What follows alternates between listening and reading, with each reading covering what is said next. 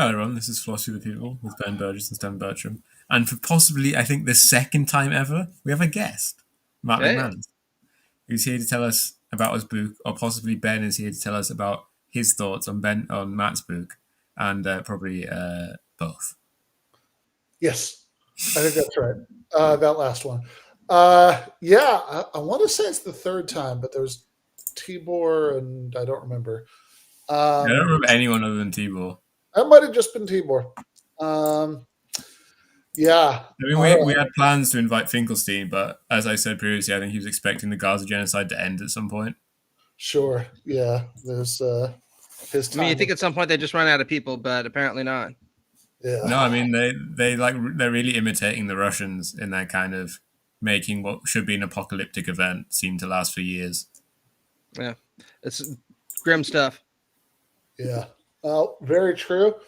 So yeah, so this is a bit of an odd format since usually what we do here is that Stefan asked me about the essay that I wrote for Philosophy for the People for this week, and this week I just got back from 9 days in the UK.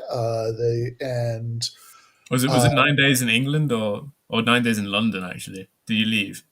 I did leave. I actually visited my sister and her family for a couple of days. They live in Wales, but yeah. So in the between the two 9 days, and it was like three talks in 9 days, and I'm obviously very jet lagged still now. So And I was not. and at least two of them were on this topic, right?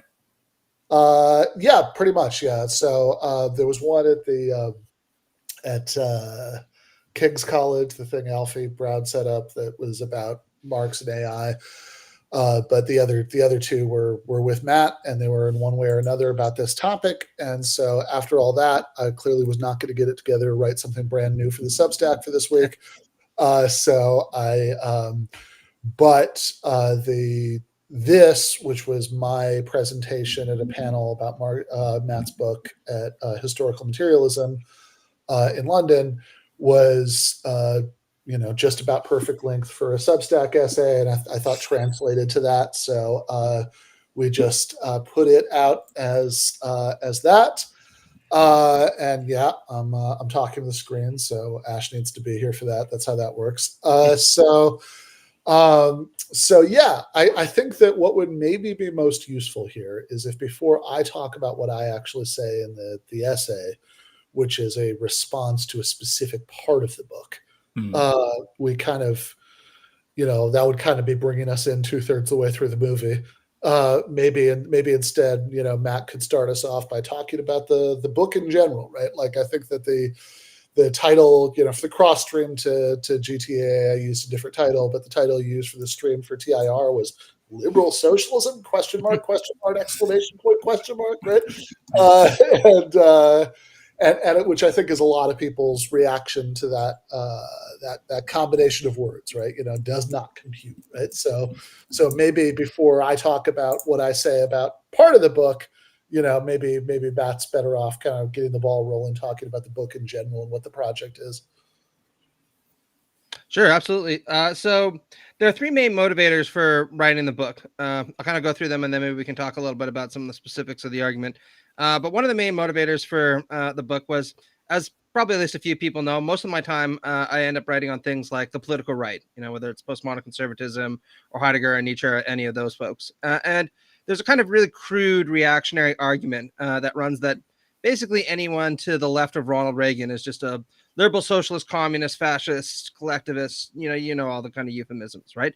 And that's not kind of what I'm aiming at here. But there's also a more intelligent strand of right-wing thought that runs from people like, say, Friedrich Nietzsche through Heidegger, that's always insisted there was a kind of deep elective affinity between liberalism and socialism in the sense of both being humanist, egalitarian, liberatory doctrines that just thought that ordinary people should have more of a say in how they're governed. And of course, the people like Nietzsche and Heidegger held that kind of ideal in contempt. So that was one of the inspirations for the book.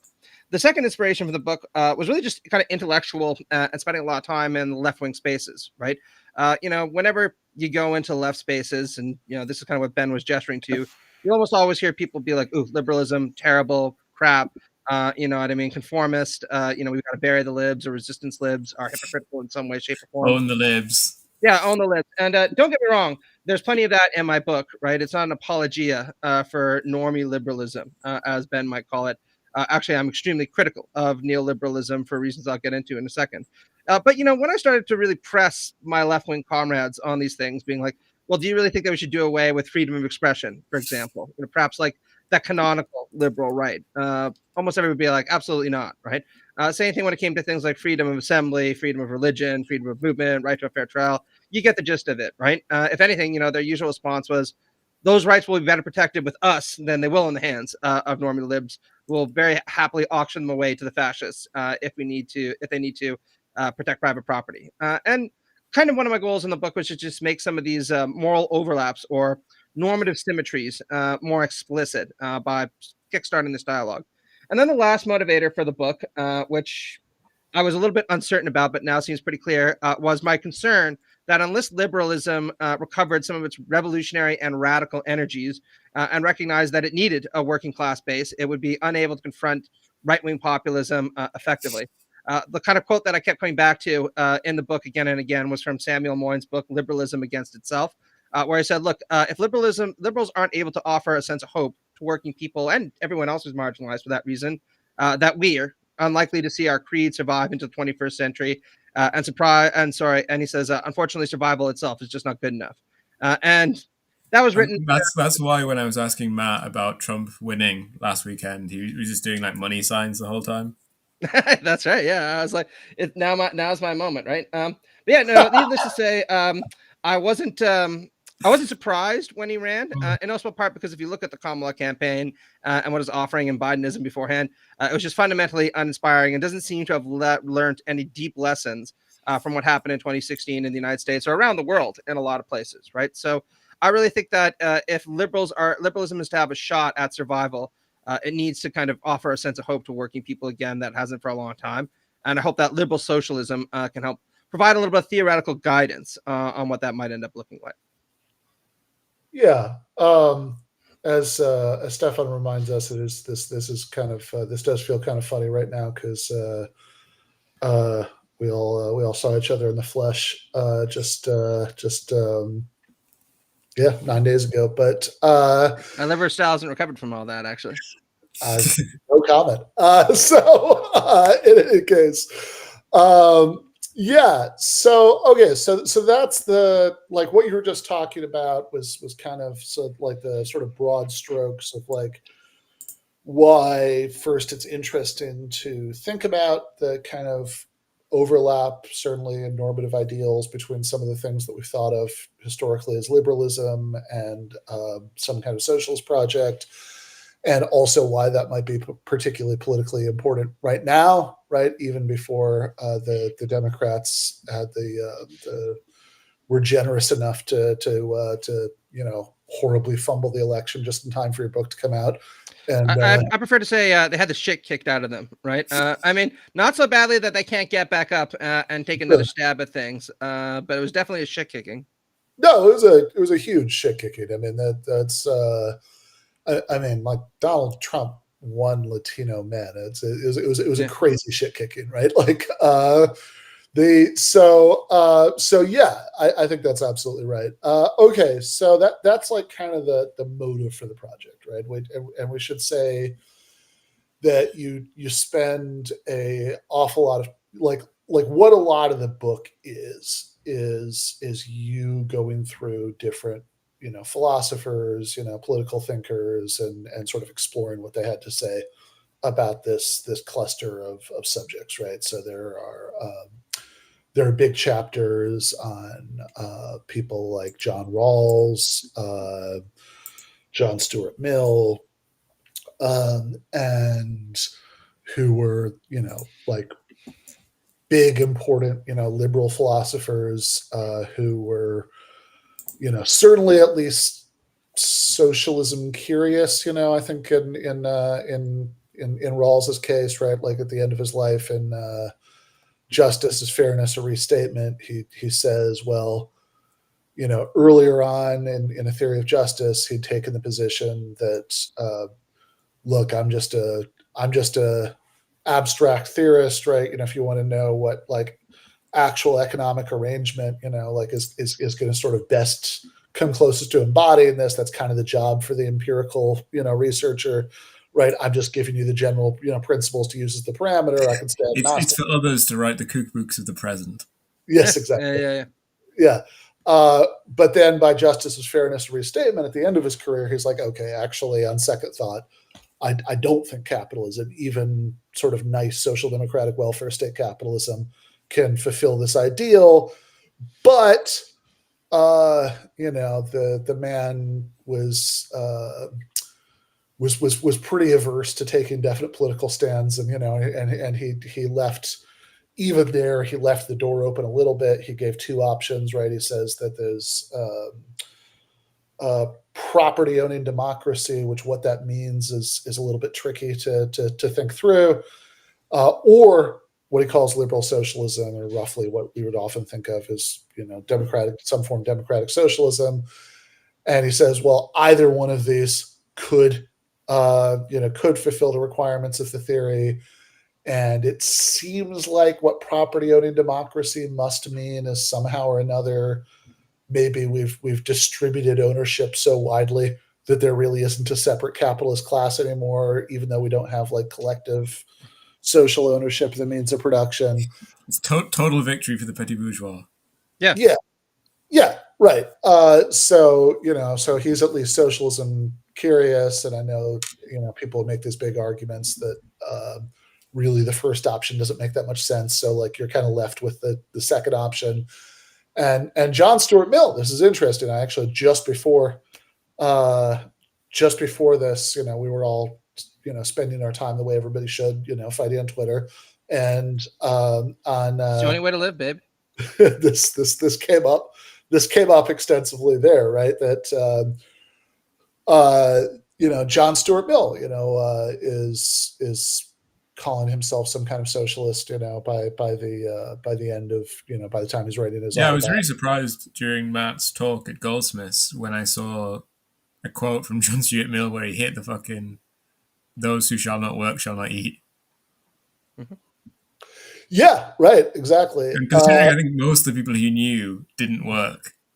And I should add also, in his chapters on socialism, he actually gestures towards that, where he points out that a lot of the people he associate with who are most fond of this kind of workmanship ideal and insist, hard work should be the basis of reward, are not the people who actually work hardest in society. He points out that if you wanted to look at the people who actually work hardest in society and probably do some pretty foundational things, it would be coal miners, for example, right? Or agricultural farmers. And he points out that these are the people who are often least remunerated in society for the hard work that they contribute, whereas the people who spend their days rhapsodizing about the workmanship ideal usually at least inherited a little bit of money, and that's why they have time to release newspaper op-ed after newspaper op-ed, et cetera, et cetera. Yeah, I mean, this is John Stuart Mill anticipating like the the kind of thing that would come up if when I I don't know, debate somebody like Charlie Kirk, that's like in order to make anti-welfare state points, you make such a big deal saying that you're against people making a living without making contributions, but somehow inheritance is fine, stock ownership is fine. It's confusing, but okay. So that's kind of like the my favorite example was Ben Shapiro after Students for Fair Admissions v. Harvard had this long rambling declamation against affirmative action programs, which whatever you think about from a left-wing standpoint, at least symbolically gestured towards the amelioration of equality. But very shortly afterwards, he was like, well, legacy appointments, though, that's a little bit different, right? We should maintain something like that because it's nice to keep on the tradition in the family, right? Yeah. That's the which is right, because if you're trying to, it's like affirmative action for poor black students, like that Drake meme, no, but like affirmative action for rich people, wow, Yeah. If you're being rewarded for having a dad who went to Harvard, right, then meritocracy can go out the window. Yeah, exactly. Awesome. Okay. So that's kind of like the heart of the book. is these kind of discussions of various thinkers in their relationship to this, and mostly, I think you say, you're you're doing like a project of recovery, right? Mhm. More than sort of argument or even defense, really, for the most part. That it's that you're trying to like uncover these like philosophically interesting links between these ideas. But maybe the chapter that you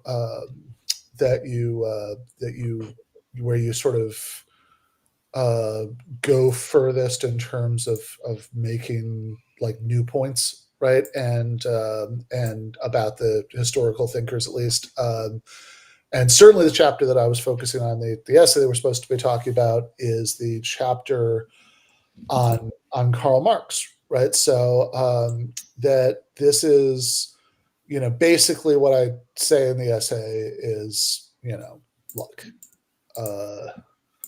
to the extent that that this is, to the extent this panel is advertised as critics of the book confronting the author, that's perhaps a bit implausible. For two reasons, right? One is that the third panelist is actually married to you, so I really don't think she has that much credibility as a as an anti-McManusite, right? But then, and my conflict of interest doesn't run quite as deep as all that, but I will admit to some prior acquaintance with the defendant, and then so on an interpersonal level, that's true, but also on a philosophical level, I mean, the kind of basic point that the socialist project has deep roots in and is kind of inexplicable without some kind of baseline commitment to Enlightenment liberal values is something that I kind of thought was true already, right? And so the basic point of the book is very congenial to me. So what I said instead is basically, not really a critic, but I do have two at least friendly amendments. And the first you kind of already gestured at, which is this question of disambiguating what we mean when we talk about liberals. And so the previous talk we did, the one Stefan was at, actually at Goldsmiths, was my contribution was kind of very focused on that point, and maybe at some point I'll adapt that to something for the Substack. I'm not sure it would fit quite as well there, but that's why, look, if what we mean by the liberals is the sort of 21st century political faction, I kind of think that we already have too much conciliation already, right? But I'd like more antagonism. But so that's like a kind of politics point. But then, as far as the theory goes, I think that what I focused on in this case was the chapter on Marx, because I think that some of the Marx stuff I have a slightly different read of, but do you want to just kind of give people a general sense of what you have to say about Marx in the book? Sure. Well, I have a lot of things to say about Marx in the book. Along with the Rawls chapter, it's without a doubt the most important chapter in the book. And one of the things that I point out is that there are kind of two readers that I expect will encounter a Marx chapter in a book on liberal socialism. There'll be some readers for whom Marx just is socialism, right? That's what it is. And they'll think, what's the point of all this kind of liberal stuff surrounding it? Now I finally got into like the real deal. Socialist digression. And then the second kind of reader is probably someone who honestly is just tired of hearing about Marxist socialism, thinks that's either passe or they've learned enough about it and just wants to hear about liberal socialism without a big long digression on Marxism. But I point out that I think it's extremely important for both readers to have a chapter on Marx in a book on liberal socialism, precisely because I think that there are a lot of liberal insights that Marx defends that socialists aren't always as appreciative of as they should be. And also because Marx offers some important criticisms of liberalism, including progressive liberalism, that liberal socialists in particular should be attentive to. So just to make a very long story extremely short, right? One of the things that I point out in the book, following people like Igor Shakatbrod in his revisiting Karl Marx's critique of liberalism, Shakatbrod points out that Marx from very early on was committed to defending very, very prominent liberal principles, right? That included especially freedom of the press. No surprise, since Marx was a newspaper man for much of his early life, and he got pretty tired, I imagine, after a certain point of his newspapers being constantly censored and shut down by the Prussian and various European states. He obviously defended freedom. Marx is very much cancelled. Yes, exactly. That's one of the things that I think is most unusual when all those kind of right wingers talk about, postmodern neo-Marxists canceling everything. Because I was like, the original political actor who was canceled in many ways was Karl Marx, who had to just hopscotch his way through Europe, writing his pamphlets before, he inevitably got exiled and saw all of his property expropriated, ironically. There is also something a little bit funny about like the same right wingers who want to who want to like really valorize dissent against authoritarian regimes, be like Marx is a fucking bum, he was living in poverty, having to beg his friend Engels for money. It's like, yeah, but the only reason he was living in poverty instead of having some nice German university post is that he was a dissident against an authoritarian regime. Yeah, that's exactly it. Marx actually walked the walk rather than just, complaining very loudly to Dave Rubin about how he was being censored before cashing, a $10,000 check all the way to, and, laughing all the way to the bank. Anyway, so Marx defended, a variety of liberal rights over the course of his long career, rights to freedom of expression, right to assembly. Obviously, he argued for universal enfranchisement and suffrage, which was, something that a position that he shared with people like John Stuart Mill. And it's pretty obvious why he would argue for these things, right? Not only did he think that they were historically necessary parts of moving towards an emancipatory society, he also recognized that they're pretty foundational to be able to organize the workers, right? Unless you actually enfranchise workers and gave them the vote, it'd be extremely hard to agitate for things like, say, the shortening of the working day, which, as anybody knows, especially post-capital, was kind of one of Marx's many different pet projects. So just from a kind of historical standpoint, it's important to recognize that Marx's specific normative commitments were considerably more liberal than people give him credit for. And in writings like the Critique of the Gotha Program, I point out that Marx is actually extremely critical of utopian socialists who project this idea of a kind of millenarian break with what he calls bourgeois society. He says, look, that's fundamentally ahistorical and anti-materialist. There's no such thing as a kind of millenarian break where you're going to have liberal or bourgeois society here, and then the next day you're going to have socialist society, and the two are going to look completely different, right? He says any new society that emerges is going to be stamped by many features of the old. And those who were at HM knows that we had a very long discussion about this whole stamping metaphor. And he says, this will include many features of bourgeois right. And he says that, this is just going to be something that people have to accept for a very long period of time before hypothetically a superabundance of resources makes any kind of right in many ways unnecessary, or at least any form of bourgeois right. And we can move on to a society that advances under the banners of the principle from each according to his ability to each according to his need. So that's kind of the nice things that I say Marx proclaims about liberalism. In terms of the criticisms that he makes of many liberal socialists, I actually think that some of them have an awful lot of merit. And to Ben's earlier point, this is why I describe my book as a retrieval or a recovery, not necessarily a defense, because I point out pretty routinely that the tradition of liberal socialism, whether we're talking practically or theory, mostly failed to actually achieve or instantiate its objectives. What we have now was a very virulent kind of right populism, and before that, neoliberalism. Nothing that looks even remotely like liberal socialism. And in order to inhibit something like that from happening again, liberal socialists will probably have to learn an awful lot from Marx and Marxism, that each generation just seems almost compelled to have to relearn anew. So two of the big critiques that I lob at the liberal socialist tradition that are extremely inspired by Marx is, first off, I point out that most liberal socialists like John Stuart Mill and John Rawls had a very deficient understanding of the different forms of power that permeate society. You can scour Mills's work, you can scour Rawls's work at great length, and every now and then you'll see gestures towards things like the effect of hegemony, right? Or the mute compulsion of reified economic relations on individuals and the way they compel certain kinds of behavior without people even really being fully conscious about it. But there's nothing that's anywhere nearly as sophisticated as what you'd find in the Marxist tradition. So liberal socialists would really need to draw very heavily on these very deep and often profound understandings of the permutations of power, and that would require being a lot more Marxist. The other thing that I point out that liberal socialists could learn from the Marxist tradition, and where I think that Marx would be critical of liberal socialism, is almost all the liberal socialists that I talk about in the book had very little understanding of capitalism as a global system.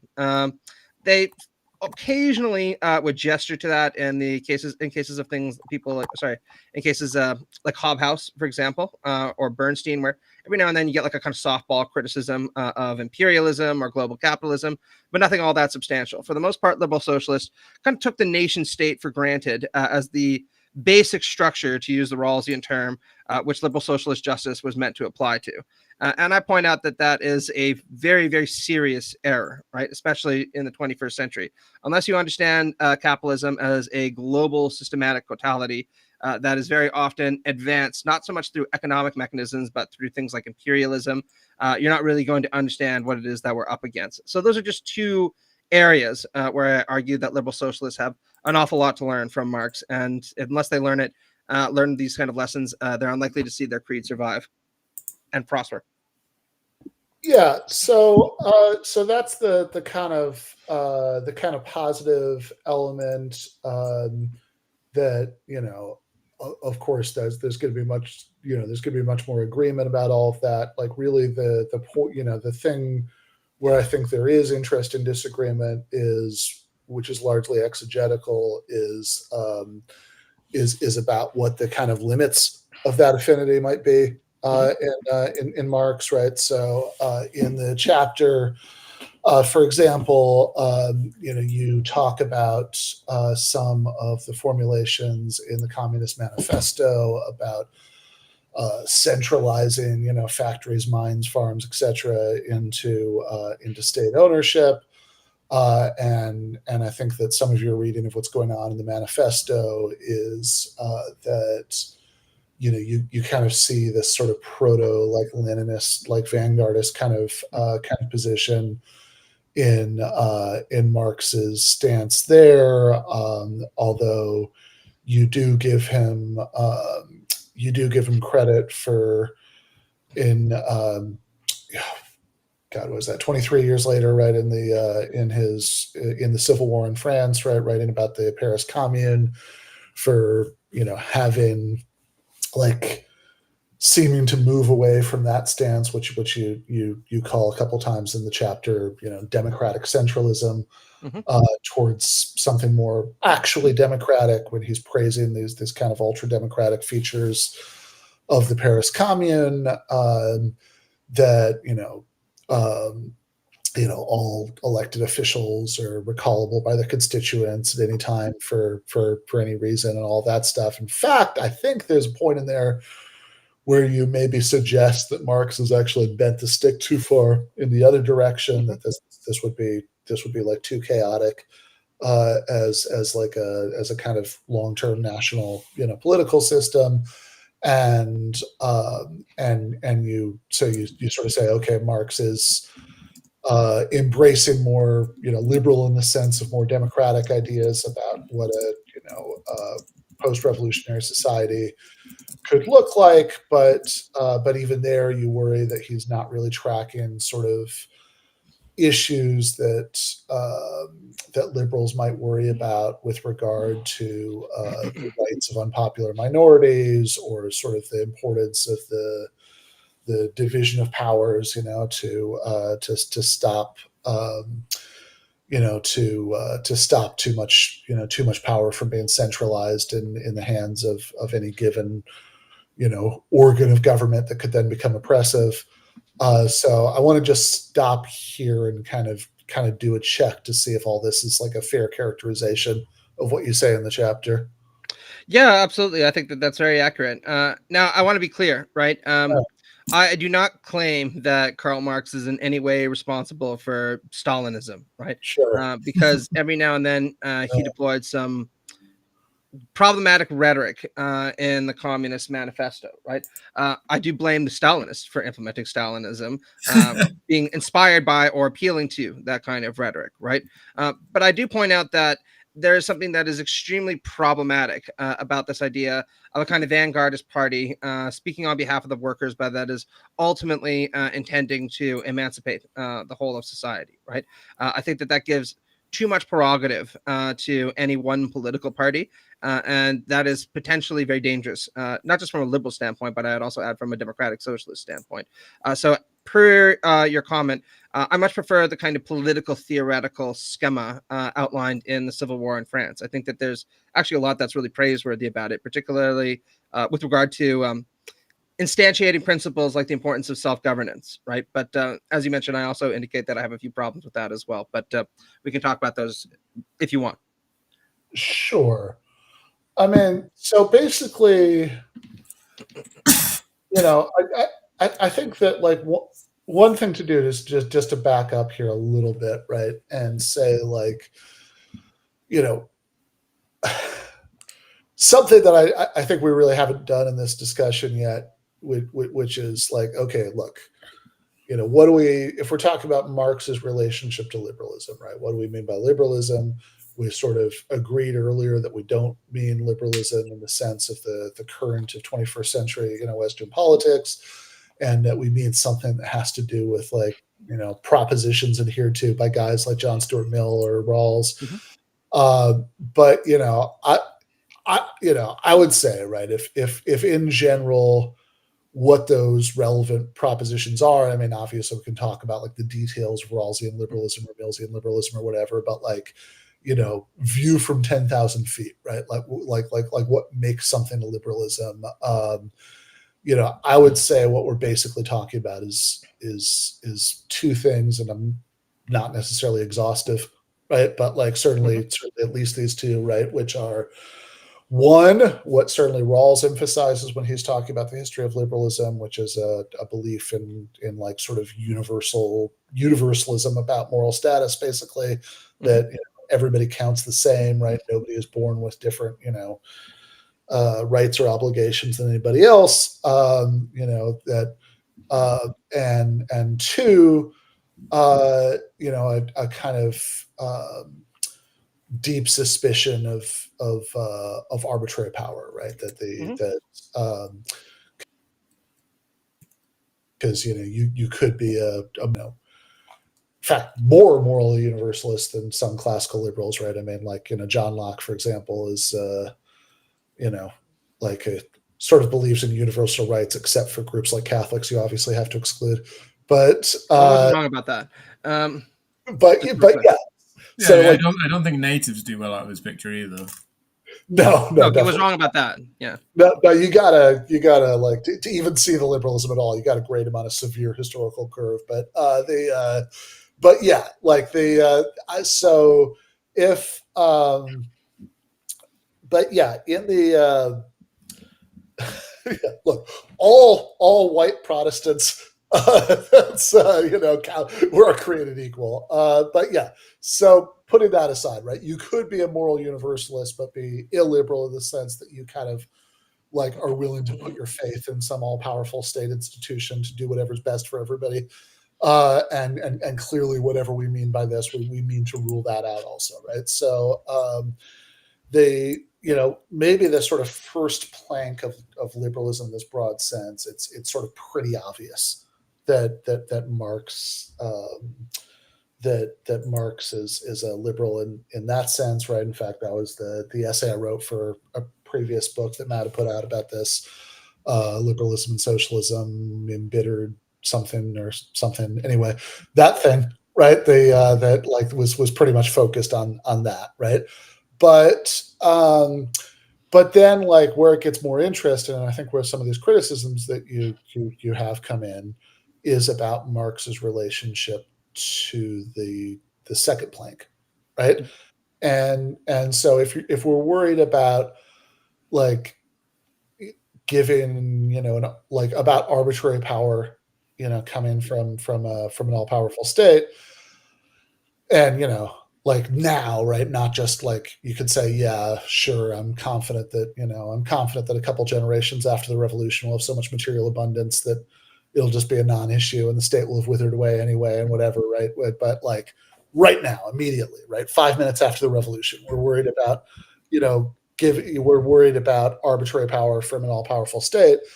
Then there are at least two ways that you could seek to curb that, right? One is, well, instead of just being ruled over by a party that claims to have the interests of the working class at heart, you have direct mass, democratic participation, and two, some kind of constitutional safeguards on what the state could do, right? So clearly, I think, just to follow the thread of this, right, you're kind of saying, okay, you maybe have some concerns about both points given some of Marx's formulations in the Communist Manifesto. By the Civil War in France, he's at least clearly coming out on a good, he's clearly saying good things about number one. In fact, maybe you even think he's like going implausibly far in that direction. But you still have concerns about Planck too, right? And I was going to say before Matt replies that I think one of the confusions here between people who say, like, in the discussion of does Marx and Marxists want to abolish liberal rights, is that there's a very clear sense in which this is true, but it's the distant sense that Ben just mentioned, that Marx wants to abolish liberal rights in the sense that liberal rights exist within this relationship between a private individual, a state, and kind of a to-be-feared mass. And this is both not how rights worked before capitalism and modernism and liberalism and the state and so on, and will presumably not how they work in communism. And so in that sense, Marx wants to abolish freedom of speech or whatever, but he doesn't want to abolish freedom of speech in the sense of, like, people should be free to say things. He just wants to abolish the conditions by which we need a state and so on and so forth to enforce these kinds of freedoms. Yeah, if you think that the state is, like, if what you mean by liberal rights are rights against the state, then insofar as you think that eventually we'll be able to do away with the state, then to that extent you've also done away with that liberal right, for the same reason that, like, if you people ever stop being so embarrassing and get rid of the monarchy, then by the way, is addressed to both of the other people on the screen. Right? Yeah, that applies to both of us. They are both subjects to the British Crown, right? That's if that ever happens, right? You'll have thereby, like, abolished the constitutional limits on the monarchy because those aren't relevant anymore, right? Yeah. So in that same sense, right, you've abolished liberal rights against the state if you've abolished the state. Now, I should cop to the fact that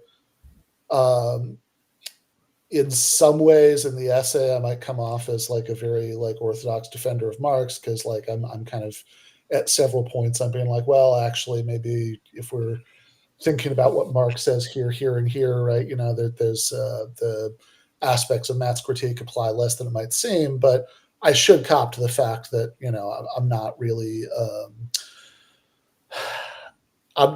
an orthodox enough Marxist to be very confident. It would just be annoying to introduce, like, a fourth point of view into the mix if you're slightly distinct views from Marx, and so it's easy to be orthodox in the context of Matt's view and then Matt's view of Marx. Yeah, because I don't really, like, I'm actually pretty skeptical about the withering away of the state. I mean, Joseph Schwartz has a book called The Permanence of the Political, right? Whereas as I understand his point, I'm pretty sympathetic to it. That's like, I think that,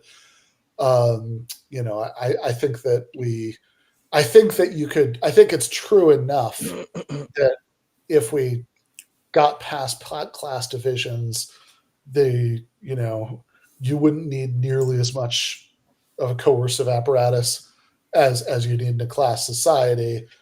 But, like, ultimately, I think political conflict does arise from places besides class conflict. And, you do have to like the extraneous conditions of the planet in which kind of our Marxist society lives in.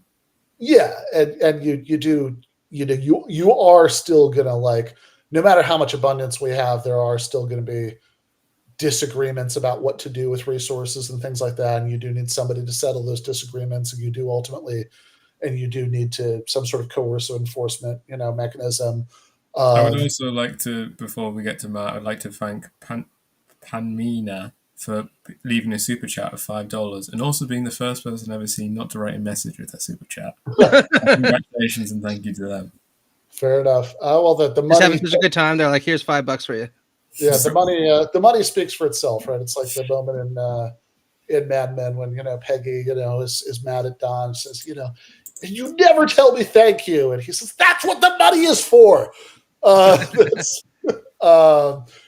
But yeah, look, so I am a bit skeptical about that anyway, but separate topic, right? So it seems to me that one on the sort of does Marx actually bend the stick too far in the Civil War in France, that there's a pretty I don't know. I mean, I really like this idea of sort of universal recallability of delegates. That I actually think it's it strikes me as a fairly reasonable compromise between the obvious limitations of representative democracy and the fact that nobody who's actually thought about it would like to spend their lives under socialism going to meetings all the time, right? Or maybe I deeply distrust anybody who does, right? I mean, during the brief period of my life when I actually had to go to faculty meetings, they weren't even that frequent, and every time one got to the 2-hour mark, I always wanted to shoot myself in the head. And so you fell into the category of people that was like, couldn't this just been like a long form email or something? Yeah, totally. Right. Most of what goes on there could be emails. So yeah, I'm very to the extent that we're conceiving of socialism as an endless faculty meeting, I would like to pass right on that. But so, we want, if we want more democratic accountability than we typically have in sort of standard Western representative democracy, but we don't want to just have to make all decisions by mass meeting direct democracy stuff, then this kind of okay, we'll have representatives, but we can recall them whenever we want to, for whatever reason we want to, actually does strike me as a reasonable compromise there. But then I think maybe the more interesting points are ones, fair enough, Joel, ones where there's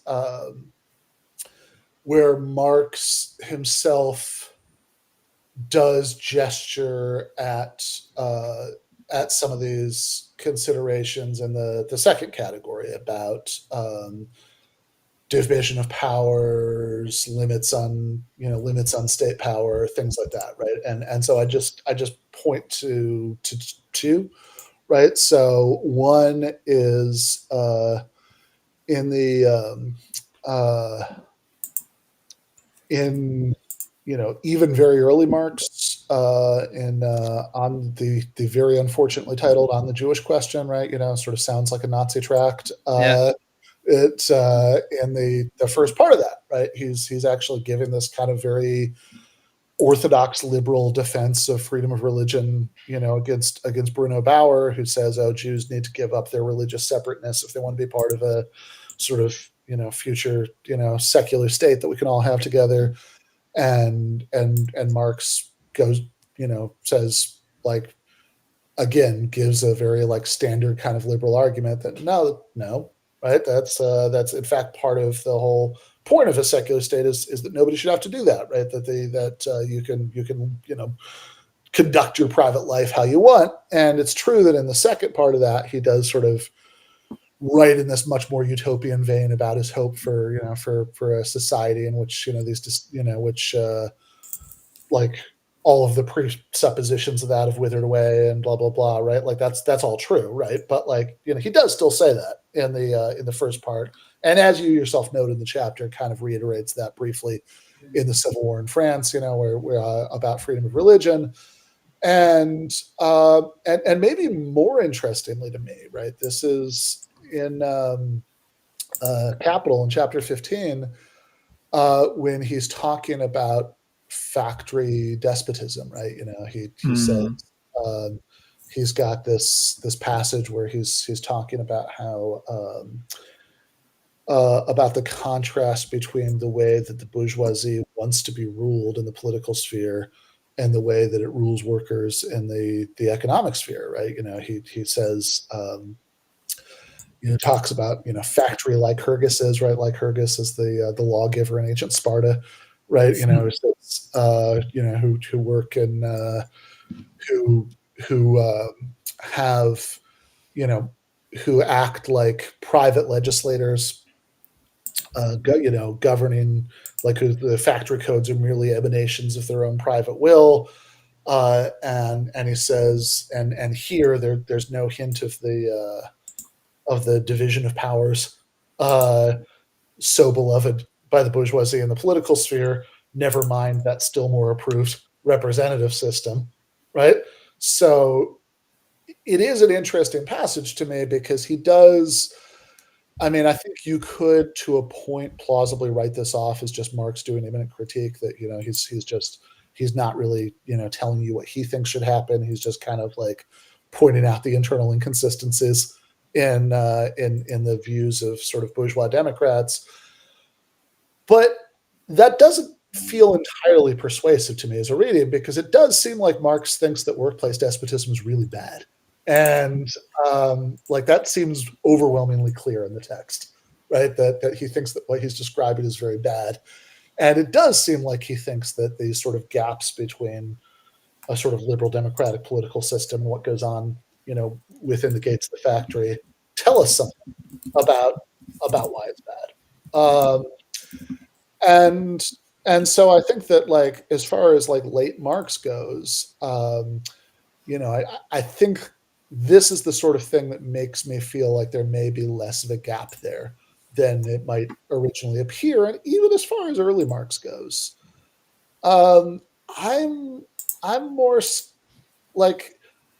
I wouldn't see the formulations in the Communist Manifesto as being as necessarily proto-Leninist as the discussion in the chapter suggests, because I think that I think that when you think about sort of how centralized the administration of the economy is, that does strike me as at least somewhat of a different question from what sort of protections for political rights exist in the question. Now, I realize that's controversial, right? There are people like Hayek, for example, who has this whole argument that you can't have, centralized state ownership in the economic sphere, without therefore, sort of empowering this illiberal monstrosity of a state. But that does at least strike me as a somewhat open empirical question, right? I mean, this is that, and I think that we, considering that we've had exactly one example of a society that sort of started out as maybe an attempt at a not very authoritarian socialist experiment that turned into Stalinism, and all of the other ones kind of started out as Stalinism, right? I'd be very reluctant to conclude too much from what was going on in the hothouse conditions of the Russian Civil War to that much more general point. And I would certainly point out that, look, I mean, we could even talk about this in a social democratic way. That in the Attlee government in Britain, for example, there was a tremendous increase in centralization of certain aspects of the economy, right?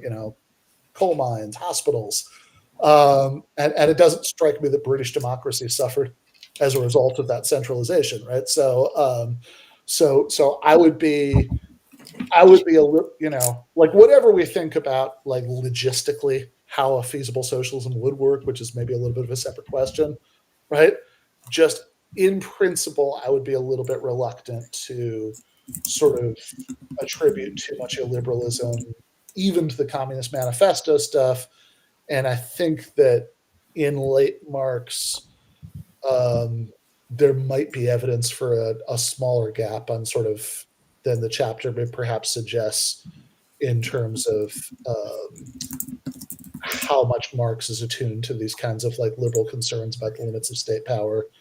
And I know that was a lot, but I mean those are the places. Yeah, I interrupted 9 minutes ago because I thought Ben was about to finish.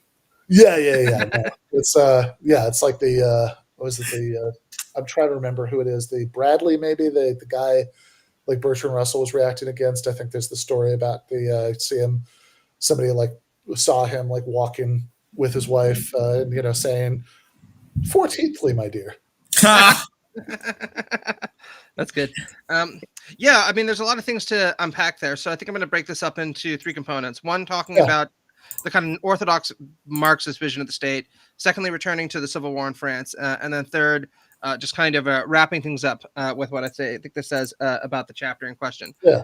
So as Christine Sipnowicz points out in her book, The Concept of Socialist Law, there was a very popular orthodox Marxist view that prevailed for a long time, which was that in a post-revolutionary period, as you pointed out, the state would just wither away. Why? Because fundamentally, the state was a mechanism for class oppression. With the transition to a classless society, there'd be no more need for a state. And also, there was an economic argument sometimes put forward for this, which to the earlier point was that the superabundance produced by a hyper-efficient communism would ultimately mean that questions of distributive justice, which are really, again, at the basis of a system of class oppression, would become irrelevant because everybody would have enough just to have whatever it is that they want, right? They can take from the common stockpile and it wouldn't diminish in the slightest. Most commentators now point out that these theses all seem to be extremely implausible for a lot of the reasons that you gave, right? And even Marx himself, in, again, the Critique of the Gotha program, seems to have thought it was extremely implausible that you'd have this kind of withering away process take place for anything but anywhere but a long period of time in post-socialist revolution. So given that, the question becomes, what form should the state take in a socialist or a communist society? And this brings me to the essay that we were discussing, The Civil War in France. So to your kind of breakdown of this, I largely agree with what you said, right? That there's many attractive features to the Civil War in France, not least of which is the kind of Republican or even direct democratic quality to it, where, yes, you will have representatives that you vote for in the National Assembly, but they'll be immediately recallable. And in this sense, you'll be a much more politically engaged citizen than anything comparable to what we see today, precisely because you also have to keep a sharp eye on what your representatives are due, because you might want to recall them because they make a mistake. It's also important to note that in the Civil War in France, Marx was a lot less centralist than the language, at least, of the Communist Manifesto suggests, because he endorsed the idea that actually local communes should also be, if not quite so self-governing, at least be given a wide array of latitude for how they want to organize Lyon or Orleans, right? And that makes a lot of sense, given that Marx always wanted workers to be heavily involved in how they manage factories. So it makes sense that he'd also want them to be involved in how their town was run. And the relationship of subordination between the National Assembly and these more local assemblies isn't exactly clarified in the Civil War in France, but he makes it pretty clear, I think, that these local assemblies are going to have an awful lot more power than they do, than these small towns and municipalities have relative to Paris in the 18th century, the 19th century, all of which I think is good.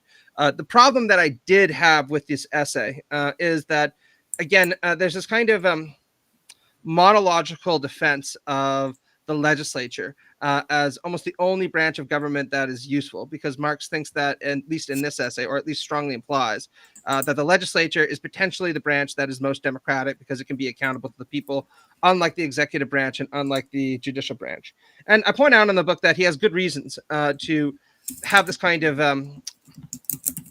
love affair with legislative government, right? Because as a sharp reader of many classical bourgeois texts, he's aware of the fact, that qua Madison, very often when liberal thinkers and conservative thinkers insist on putting constraints on legislative power, it's almost always because they sometimes very overtly just say too much democracy and granting too much power to the people is invariably going to lead to the people wanting to challenge relations of production or challenge private property. We can't have that. So we need to have a court system in place to protect private property, and of course an executive branch in place to crush potential insurrections that want to challenge class power.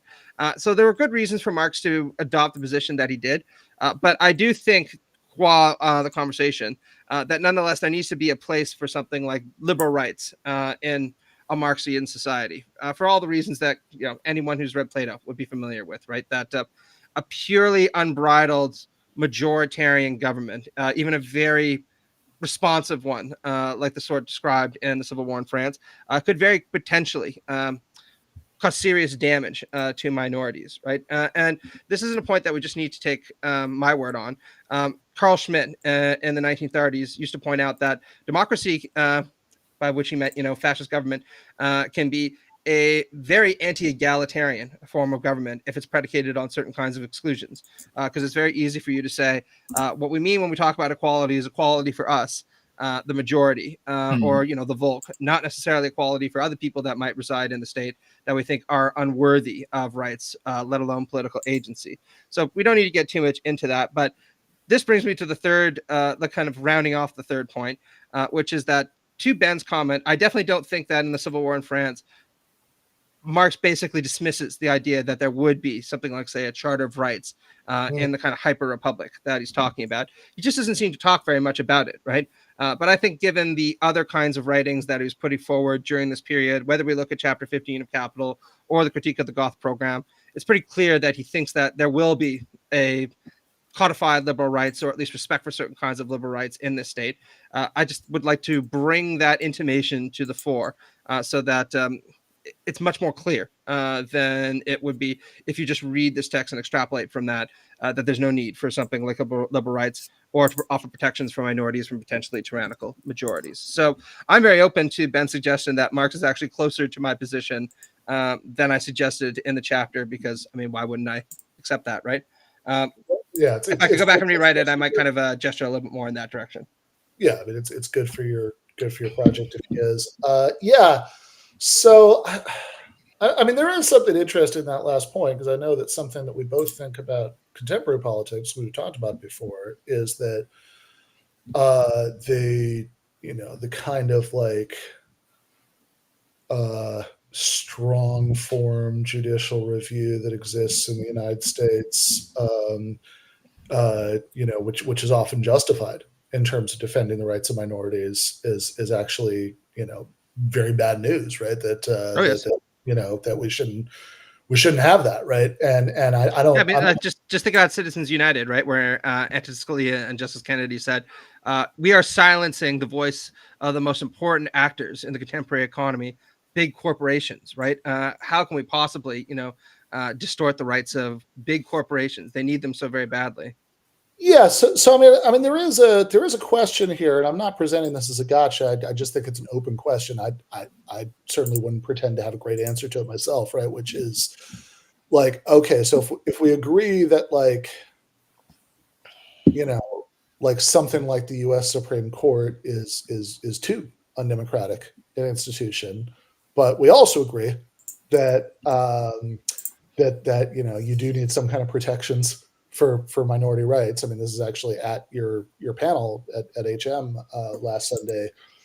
This is something that I was bringing up in the discussion, the Q&A, right? Because Marion had kind of brought up the feminist critique from Wendy Brown and other people that that sort of traditional liberal public-private distinctions can be bad because they can protect patriarchy, and I was kind of taking the other side of that, saying, well, hold on, right? If in fact, if we believe in the capacity of people to continue to have unenlightened social attitudes, even under socialism, right, then that then isn't in fact liberal public-private, distinctions.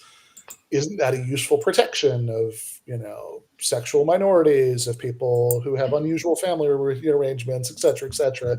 So, like, if we agree that those are things worth protecting, but, this is too much, that there is an open question about what the mechanism is that you would actually want to protect those, right? I mean, I'm kind of broadly sympathetic to the idea of like popular constitutionalism. If I could just break down there, I think I'm planning on writing about this soon, but your point there about this public-private distinction, I think is extremely germane, because there is a kind of Marxism that actually emulates a kind of conservatism in seeing any kind of legal or social division as invariably a symptom of alienation, right? So, if you want to have a private life and you want to have a public life, then really you're going to feel alienated or divided in two as a result of that. And there's probably some form of domination that's also being baked into it. So we should try to overcome this division. Now, I think that that's true in a lot of circumstances, right? I don't want to dismiss that. But to your point, I also think that I don't necessarily always want to be a public person, and I really don't think anybody does, right? Some days you just really do want to go home, light up a blunt, watch some TV, and not fucking have to bother with anybody. If anything, if people want to bother you, you usually tell them fuck off, right? This is, you should be able to do so.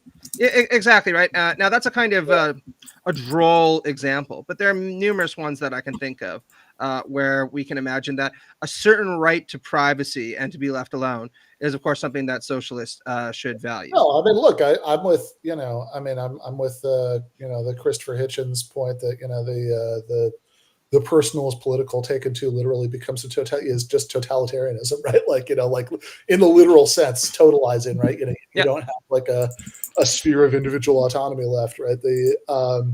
So yeah, I think that's totally right? So yeah, I think the question of like what sort of reasonable constitutional protections look like that we actually would want, right? Like is like I mean, we could have like the easy part is we can have a charter of rights, but of course, I mean, as I don't need to tell you, I mean, you're the one with the legal studies background, right? It's like having a nice charter of rights is a very different, like the hard part is the second question, the who's going to make me question, right? That they say, okay, here are rights that we'd like to see protected. We have them on a piece of paper somewhere, right? That's nice, right? But then like, what's the mechanism for ensuring that that government bodies actually respect them, right?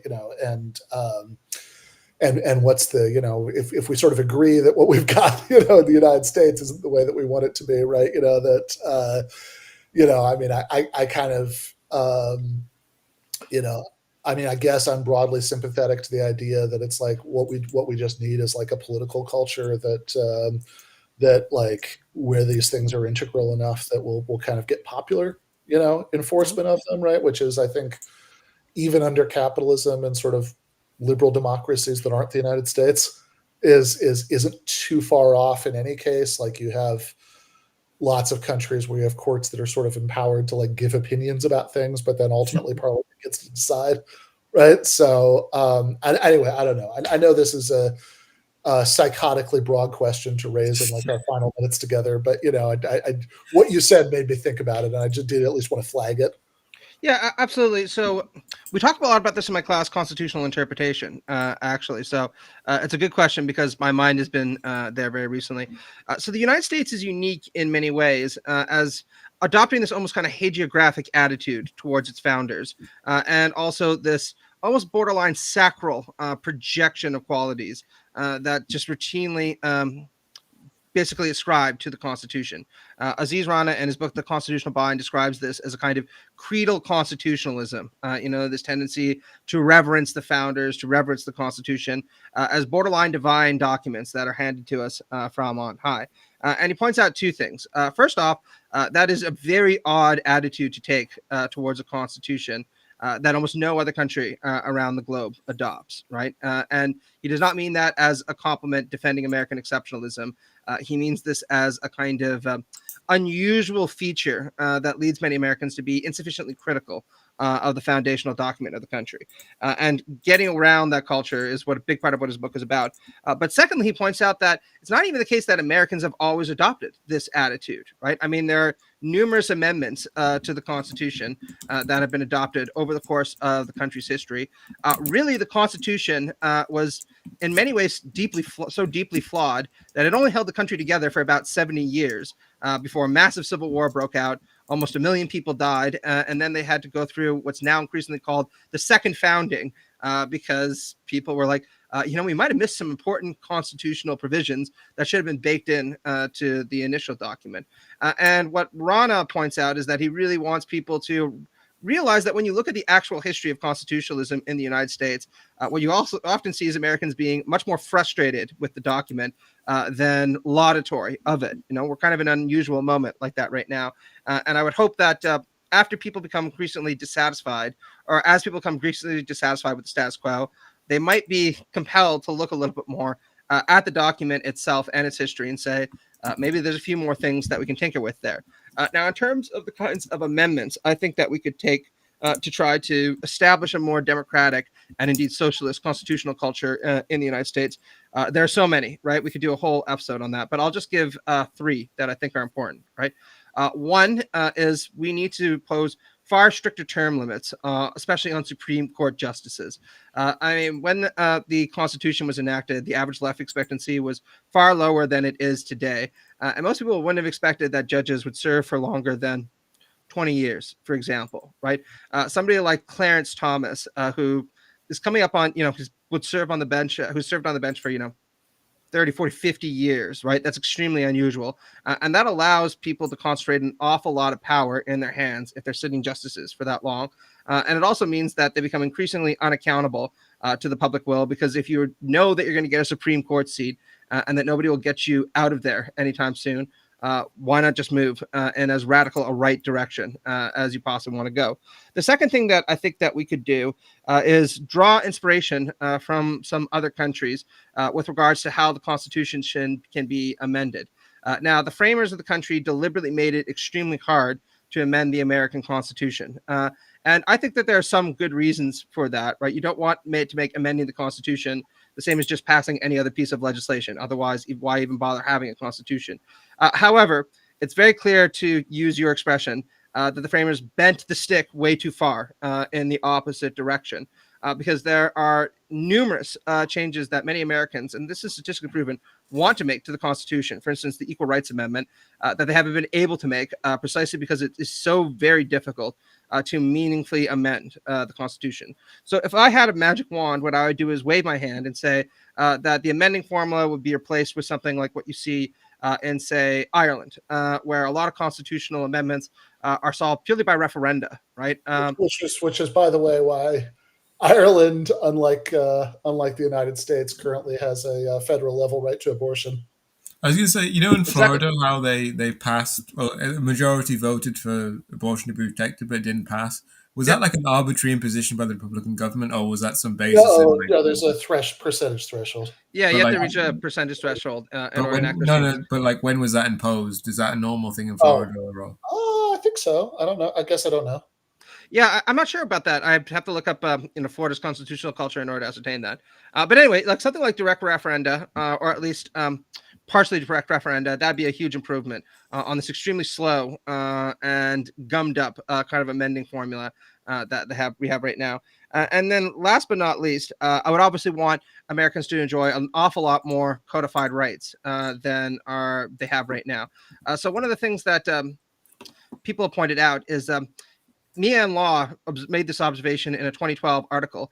There's this attitude some Americans have that the Constitution, the American Constitution, is a model for other countries to follow. And what they point out empirically is actually that has not been true for a very long time now. It's becoming decreasingly true over time. Actually, post 1989, when the Americans tried really, really hard to convince East Europeans to model many of their constitutions off the American Constitution, the attitude of most East Europeans was, that old thing? Like, we don't want nothing to do with that, right? And one of the main reasons they didn't want to have anything to do with the American Constitution is the Bill of Rights is only 10 rights long, right? It's extremely small next to modern constitutions that guarantee a much more robust... A lot of them are weird and irrelevant now, like soldiers being housed and so on. Hey, now listen, do you want the fucking King of England to be coming to your house telling you what to do and stationing soldiers in your apartment? I don't fucking think so, right? This is exactly why, to Ben's point, you and I still have a monarch. I was stationed in civilian objects in Syria, so... That's fair. Anyway, right. Like there are 10. We have 10 of them, and not quartering soldiers makes the cut, but like food, like not starving to death, isn't mentioned. Yeah, exactly right. And even Ruth Bader Ginsburg pointed out that if she was a buying woman and the American Constitution was on offer compared to other constitutions, she would not choose to buy it. Right? She'd buy a constitution where a lot more rights are justiciable, like what you find in the Canadian Constitution, or for that matter, the German Basic Law, which are the two constitutions, I should add, that are most emulated worldwide contemporarily, right? So those are the kind of three things. That someone mentioned in chat that, like, in Germany, especially recently, the Basic Law is treated as kind of like Germany. Well, I don't think anybody should adopt a creedally constitution. I don't think anybody should adopt creedal constitutionalism in their country, because law is just law, right? It's not some magical document, and it doesn't deserve that. But I Yeah, will when you say that start I getting had into a, magical stuff, you end up becoming a free man on the land or whatever. Yeah, yeah, yeah. and like also, I mean, ideally, like even from a bourgeois democratic perspective, right? Like ideally you'd have like yeah, there's stuff that's in the German and Canadian cases that the U.S. would be better off to also adopt, but like also Just to give you one very clear example, a lot of people don't know this, but the American Constitution is almost unique around the globe, and again, not in the good sense, in not guaranteeing Americans the right to vote. Right? right. There are certain discriminatory practices that you cannot engage in to remove an entitlement to vote, but that does not mean any American anywhere has a right to vote, which people like Vivek Ramaswamy, for example, are positively giddy over. Right? By contrast, the Canadian Charter of Rights and Freedoms expressly says that you have a right to vote. And I think that, by the 21st century, something like that is probably just commonsensical, right? And it's also extremely important given the fact that, Republican politicians all across the country have signaled very, very brazenly that if they can roll back voting rights from people they don't want participating in democracy, then fuck yes, they will, right? Yeah, I mean, Ramaswamy, I'd say infamously, but I actually think not infamously enough. Very few people seem to remember this. In his when he was running for president, took a page from Robert Heinlein and suggested that young people between 18 and 25 be disenfranchised, but that there'd be a couple of ways they could get their voting rights back. One of which was literally the Starship Troopers method, service guarantees citizenship. Which is look, I enjoy. It seems a bit pointless to be in the army for 2 years to then and then after 5 years you would have got it anyway. Hey man, naked force has solved more problems in human history than talking ever has, right? Yeah. What would the founding fathers of Hiroshima say about what you're talking about? Yeah, exactly. Yeah, I actually just watched that movie again a couple weeks ago. It was playing at a theater near where I live in LA, and it is so, like, if you read the source material, it really is brilliant the way that Verhoeven takes lines of earnest dialogue and kind of makes you see the horror of them, right? In the way that he's presented them. But well, apparently not brazenly enough for people like Elon Musk. He was retweeting about that the other day, where he had the meme of Neil Patrick Harris in front of the bug being like, it's afraid. And it was, the government and the DOG. Now, whatever else you think about cutting government programs, like, did he not notice that, like, Neil Patrick Harris, who's supposed to be the hero in this story, is literally wearing an SS uniform, right? And like, it's not very subtle. That Elon Musk has managed to go, like, he wanted to be liked online so much that he's now a government minister in the US. Yeah, amazing. But yeah, no, that's true. It does say something that, yes, you could literally put Neil Patrick Harris in an SS officer's uniform and still have people like Elon Musk not get the point, which does, I guess, maybe to bring us full circle on what you said at the beginning about how your interest in liberal norms is partially motivated by your work in engaging with the right, is maybe,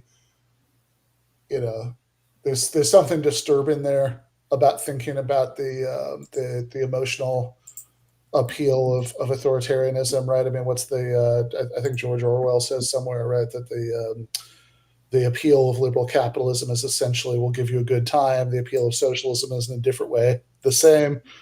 Hitler's appeal was, I offer you war, suffering, and death, but also lots of meaning. And, a nation fell down at his feet, which is... People are just like, tell me a little bit more about this death bit, right? Not sold yet, but, elaborate. Yeah, exactly. It's like, yeah, this is the, I think that the